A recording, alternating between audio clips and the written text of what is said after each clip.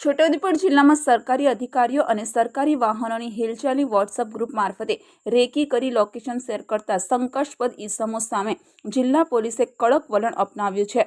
બદલતા ભારત ન્યૂઝમાં આપનું સ્વાગત છે।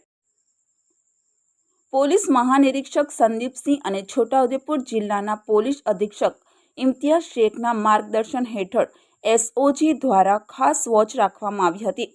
તપાસ દરમિયાન છોટાઉદેપુર, પાવીજેતપુર, બોડેલી અને સંખેડા વિસ્તારોમાં કેટલાક લોકો સરકારી વિભાગોના અધિકારીઓ, કર્મચારીઓ તેમજ સરકારી વાહનોની હિલચાલ પર નજર રાખી તેમના લોકેશન અલગ અલગ વોટ્સએપ ગ્રુપમાં શેર કરતા હોવાનું સામે આવ્યું હતું।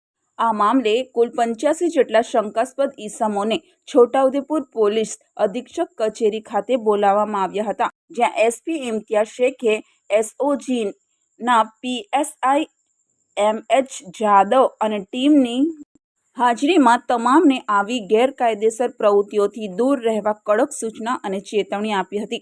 પોલીસે સ્પષ્ટ કર્યું છે કે સરકારી તંત્રની કામગીરીમાં અવરોધ ઊભો થાય અથવા ગેરકાયદેસર પ્રવૃત્તિને મદદરૂપ થાય તે રીતે અધિકારીઓ અને સરકારી વાહનોના લોકેશન સોશિયલ મીડિયા કે વોટ્સએપ ગ્રુપમાં શેર કરવામાં આવશે તો જવાબદારો સામે કાયદેસરની કડક કાર્યવાહી કરવામાં આવશે।